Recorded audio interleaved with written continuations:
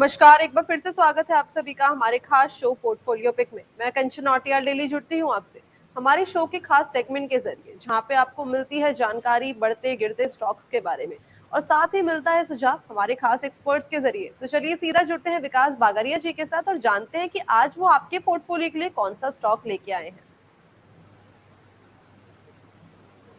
नमस्कार सर, स्वागत है आपका शो में।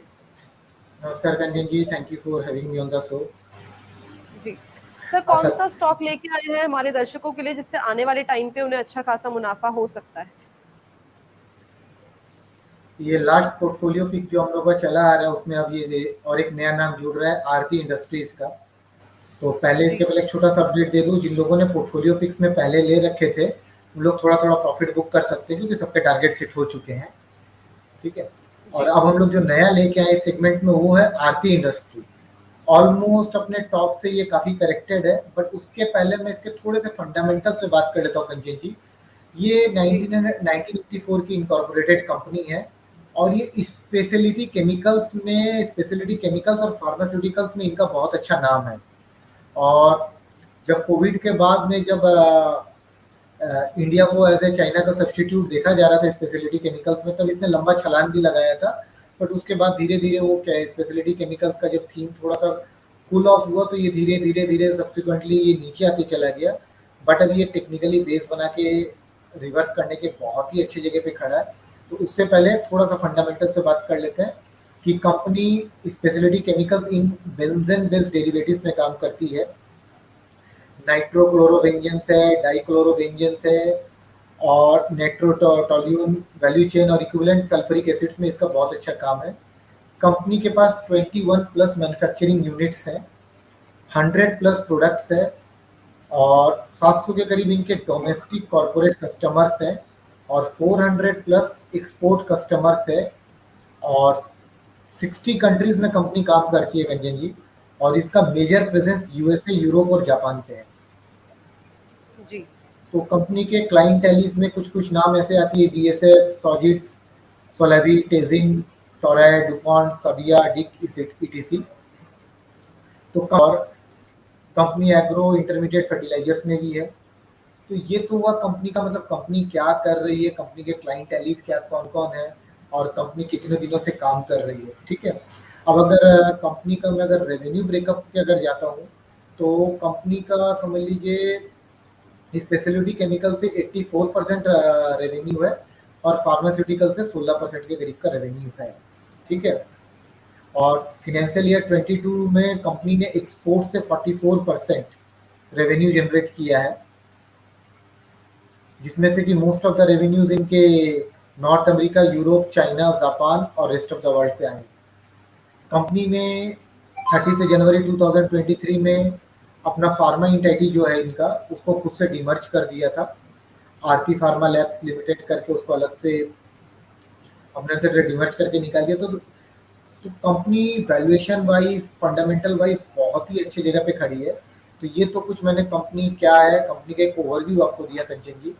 इसके साथ अब मैं बढ़ता हूँ कि कंपनी के शेयर होल्डिंग पैटर्न के तरफ में, जहाँ पे कि अभी भी एट प्रेजेंट में एफआईआई ने समझिए कि जून 2020 के बाद से धीरे धीरे कंपनी ने अपना पोजीशन बढ़ाया ही है। जून 2020 पे एफआईआई का होल्डिंग था 7.37, अभी है 12.32% के करीब पे। तो एफआईआई ने करीब करीब 5% के करीब अपना होल्डिंग बढ़ाया है। प्रमोटर के पास अभी भी 44.07% होल्डिंग है। DIIs के पास ऑलमोस्ट 14.74% होल्डिंग है। तो दैट मीन्स ऑलमोस्ट 44 और 12, 56 और 60, 70% अप्रॉक्स 70% स्टॉक अभी भी स्ट्रॉन्ग हैंड के पास में ये है। तो ऑलमोस्ट मान लीजिए कि पब्लिक के पास कम है, तो दैट मीन्स स्ट्रॉन्ग हैंड अभी भी इस पे बेट कर रहे हैं कि कंपनी बहुत अच्छा मूव कर सकती है आने वाले दिनों पे। सर, कंपनी के बारे में आपने सारी चीजें बता दी, कंपनी किस सेक्टर में काम करती है, कंपनी के बेसिक फंडामेंटल्स के, जैसे कि अभी आपने बताया शेयर होल्डिंग पैटर्न है और कंपनी का कि आगे के क्या प्लान्स है। इस टाइम पे अगर हम प्रॉफिट एंड लॉस की बात करें तो कैसे दिख रहा है बैलेंस शीट में कंपनी का प्रॉफिट एंड लॉस।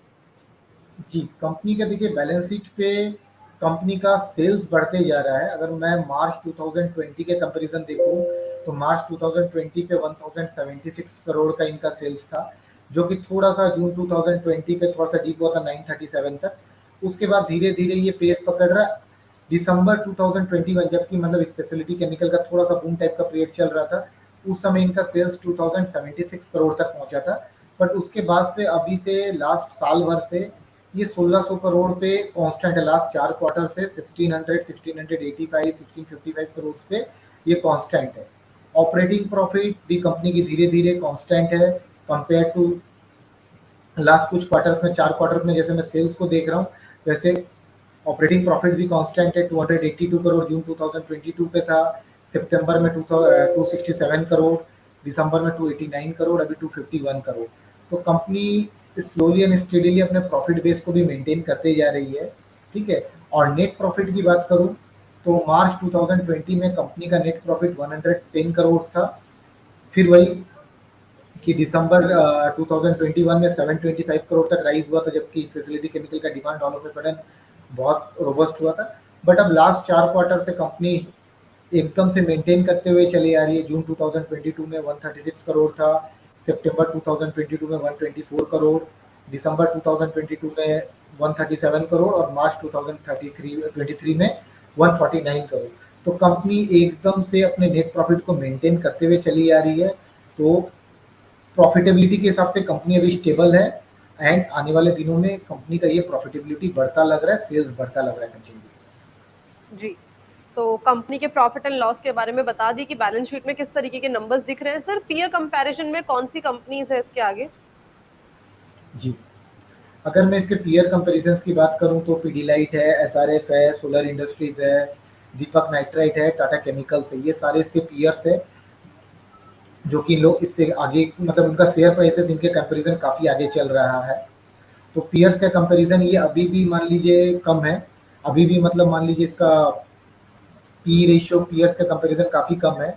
मान लीजिए खाली पीडीलाइट की देखो तो 107 का पी रेशियो है और लिंडे इंडिया का देखो तो 82 का पी रेशियो है, सोलर इंडस्ट्रीज का देखो तो 46 का है और दीपक नाइट्राइट का देखो तो 36 का है। उसके कंपैरिजन ये 35 का ही पी पे अभी तक चल रहा है। तो इसलिए मेरे को ये लगता है कि इसमें अभी पोटेंशियल है आगे बढ़ने का और मेरे को लगता है कि आने वाले दिनों में ये बहुत अच्छा ग्रोथ करवा के देगी ये कंपनी। जी, तो पीयर्स में बता दी कि कौन सी कंपनीज है और सर का क्या रीजन है इस कंपनी को चुनने का as compared to their peers. Sir अब बात करें कि हमें किस टाइम पे बाइंग इनिशिएट करनी चाहिए, क्या अभी प्रेजेंट जो लेवल्स है उस टाइम पे बाइंग इनिशिएट करना सही है या हमें किसी पर्टिकुलर लेवल के लिए वेट करना भी सही रहेगा? हाँ कंचन जी, देखिए इट इज द एकदम राइट टाइम है ये बाई करने के लिए। इसको चूज करने का रीजन भी ये है कि फंडामेंटल्स तो इसके ओके है ही, बढ़िया है ही। उसके साथ साथ में टेक्निकली जब मैं इसकी टेक्निकली चार्ट्स को मैं देख रहा था ना, ये 1000 के पिक से करेक्ट करते करते एक बार 590 तक आया जून 2022 पे, फिर एक बाउंस 800 का जाके फिर इसने लोज बनाए। इस लोज को इसने 490 के करीब में इसने एकदम से बढ़िया से एकदम बॉटम बनाया। 3 बार इस करीब लोज को टेस्ट किया है। अब नया लो नहीं बना रहा है ये कंपनी। लास्ट 3 इंस्टेंस में मैं देख रहा हूँ, मीन्स फरवरी 2023 का लो, देन मार्च 2023 का लो, उसके बाद अभी मई का 2023 का लो।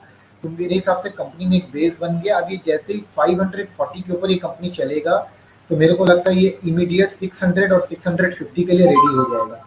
तो हम लोगों को इसको 540 के ऊपर बाई करना है, कंडीशनल बाई है। 540 के ऊपर अपने बाई करेंगे, 495 का स्टॉप लॉस देंगे और टारगेट रखेंगे 625 के करीब। जी, तो सर ने बता दिया 600-625 आपका टारगेट होने वाला है। इसके अंदर 540 में आपको बाइंग इनिशिएट करनी है और सर ने आपको स्टॉप लॉस भी बता दी जो आपको मेंटेन करके चलना है। सर कोई पर्टिकुलर टाइम ड्यूरेशन की कितने टाइम तक हमें स्टॉक के अंदर अपनी होल्डिंग रखनी है?